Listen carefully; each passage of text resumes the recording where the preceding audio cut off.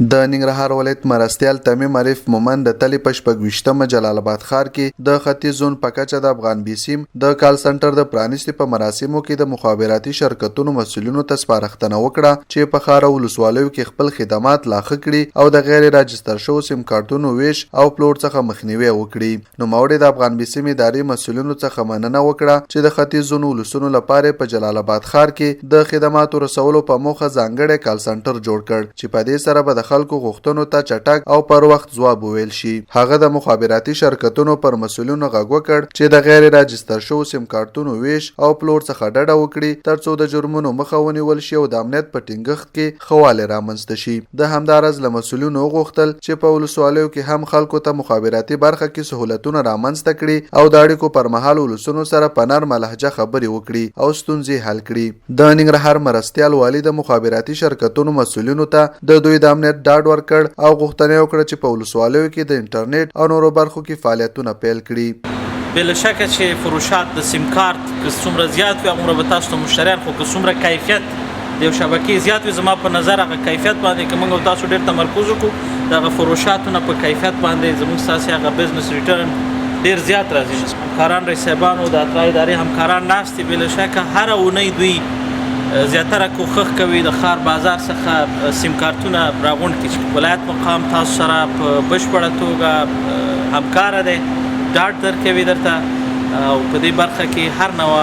همکارۍ ته موږ چمتو یو. د ننګرهار ولایت مخابرات رئیس عبدالرازق شمس، د لغمان مخابرات رئیس همایون شمس او د اترا ادارې مشر عزیز الله حبیبي وویل چې د مخابراتو شبکو د فعالیت ښه والي په موخه د څار کمیسیون جوړ کړی چې ښې پیلې لري. دوی د مخابراتي شبکو له مسؤلینو وغوښتل چې خپل خدمات ښه کړي، د خلکو ستونزو ته پر وخت رسیدګي وکړي او د اړیکو پر مهال ستونزې او غوښتنې درک او د حل اطمینان ورکړي. زموږ اداره او د مخابراتو اداره د دې په خدمت کې دی موږ یو کمیسیون ټاکلی دی همدغه ارائه خدماتو په خاطر چې په هغه کې د اترا اداره دی او د ولایت مقام دی او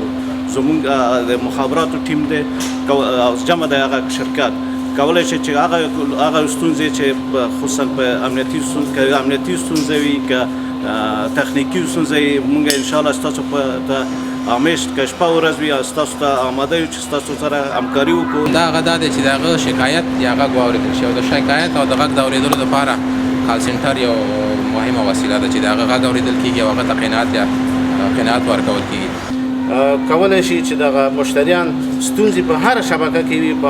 هر رقم ستونزه چې وي هر نوع چې ستونزه وي دوی کولی شي په فزیکي ډول باندې هم مراجعه وکړي. انشاءالله موږ به دغه مخابراتي شرکتونه چې دلته په زون کې فعالیت کوي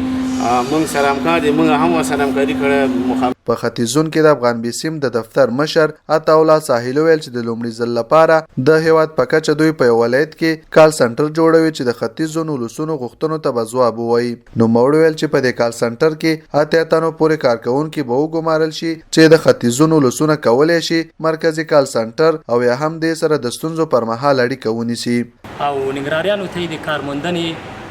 چانس ورکړل. الحمدلله مونږ په اول پړاو کې 15 کسان اوس فعلا نیولي دي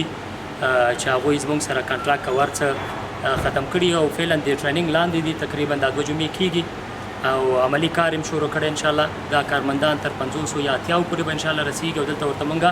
آمادګي لرو. انشاءالله وروسته به تاسو وګورئ. هغه همداراز ویل که مرکزي کال سنټر ستونزې سره مخ شي نو د ننګرهار کال سنټر د کارکوونکو ژبې او لهجې سره ټول هیوادوال بلدتیا لري او کولی شي چې د خپلو ستونزو حل په موخه اړیکه ونیسي.